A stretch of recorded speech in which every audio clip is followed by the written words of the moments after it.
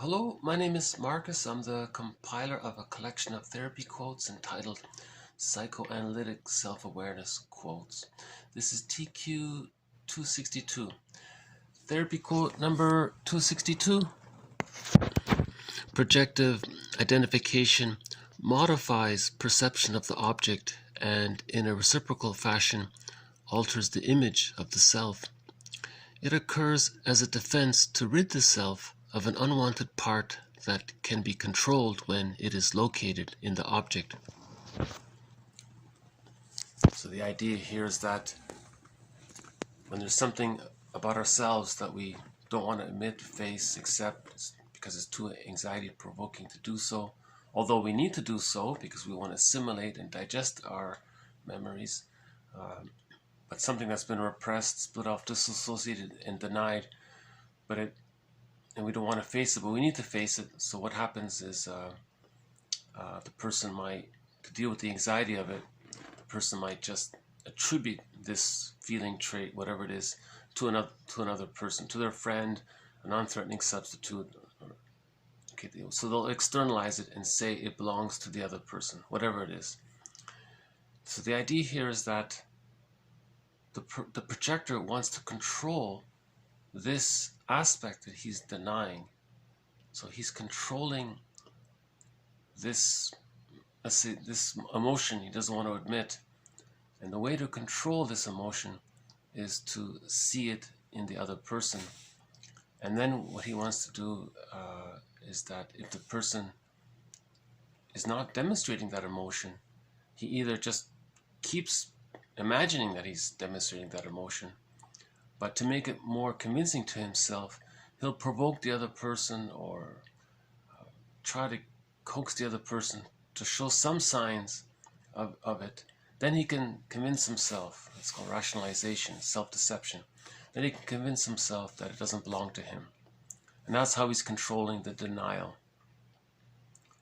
Right? So projection in general is something about yourself, you see it in someone else. That's called the mirror defense. So the slogan before was, every man is my mirror.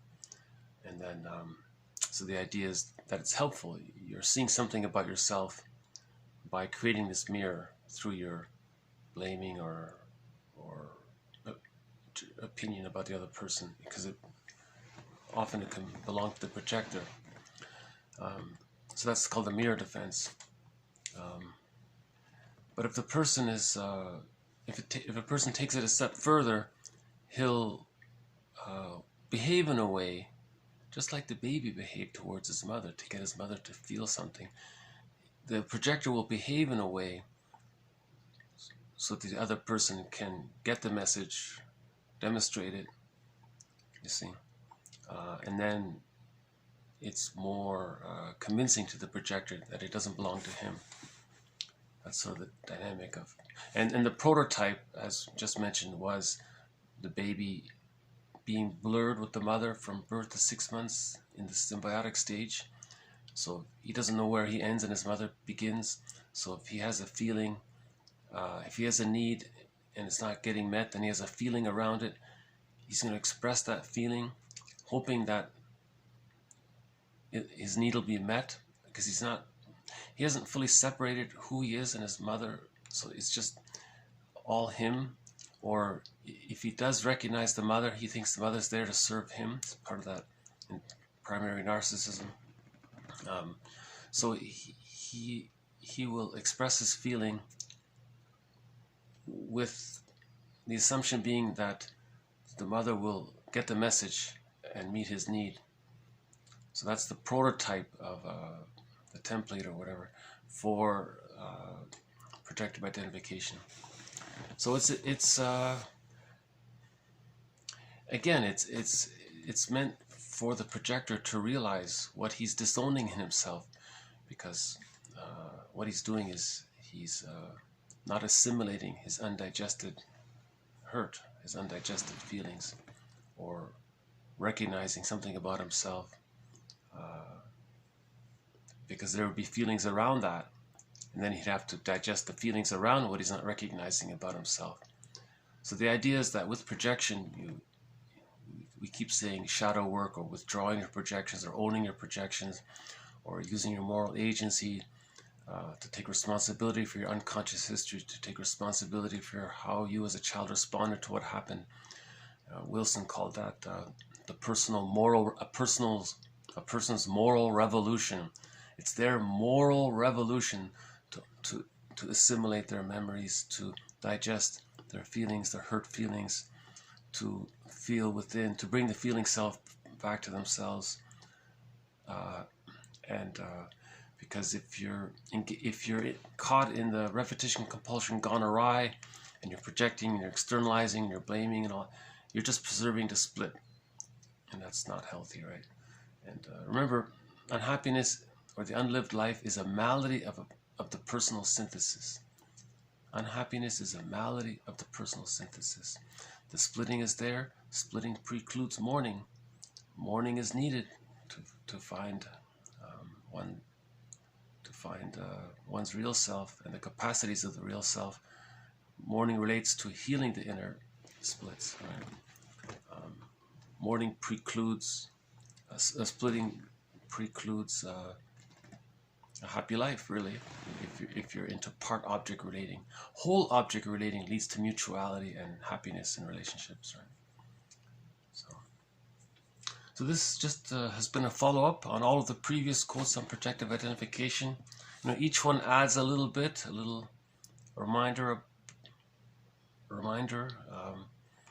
and I think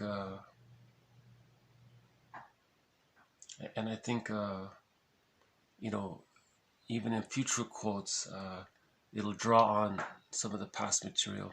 So remember, already we said that projective identification could be used to communicate a message, to not feel alone, because if you get someone else to feel what you're feeling, you feel less alone. So there's one of the motives, right?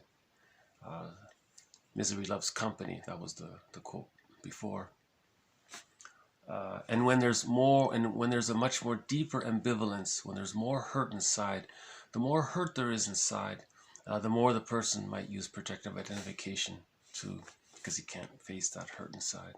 Right? So that's the moral revolution, to recognize that the person's rejecting, and to take moral, and to use their moral agency, and to engage in their personal moral responsibility or moral revolution to heal themselves. Every person is tasked to heal themselves, right? Something like that. Yeah. So we've had previous quotes on this. So yeah, it's projective identification. As mentioned before, this is one of the most difficult threads. This one, splitting, and unconscious guilt. Those three, I would say, are probably the three. Oh, and birth trauma. That's another hard thread. So we've got some pretty difficult threads we're working on throughout this series. But I think we're making progress on projective identification.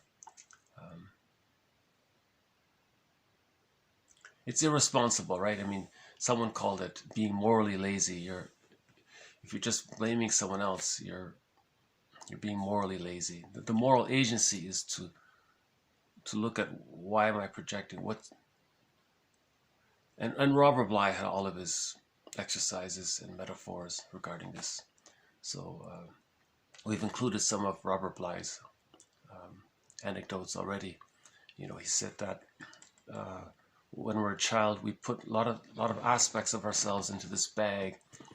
We drag it around with us. That's our shadow, and then we spend the rest of our lives trying to get it back out. And then Karen Horney called it getting to know the skeleton. Oh no, getting to know the stranger. Oh, and Doro in a recent video said, you got to welcome the skeleton, this unknown aspect of ourselves. He called it the skeleton. Horney called it the stranger. Most people call it the shadow. So it's all of this. It's everything that's been disowned. Every time there's any kind of trauma, we split off and disassociate it. It's a part of us that's been rejected, and that leads to that can lead to the repetition compulsion, Because remember, whenever there's a trauma, there's repetition compulsion. But if it goes awry, then we're into dysfunctional living, unhappy living, right? So the idea is to look inward, right? To heal the man in the mirror, right? To look inward, right? Okay, so this has been TQ 262. Just one last time. Projective identification modifies perception of the object and in a reciprocal fashion alters the image of the self. It occurs as a defense to rid the self of an unwanted part that can be controlled when it is located in the object. So that's very, you could say that's a very childish thing to do. It's not mine, it's yours, or something, that kind of thing.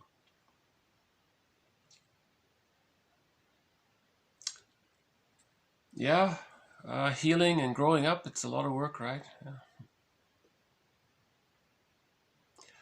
Okay, so I'll just stop here. So thank you very much. This has been TQ 262.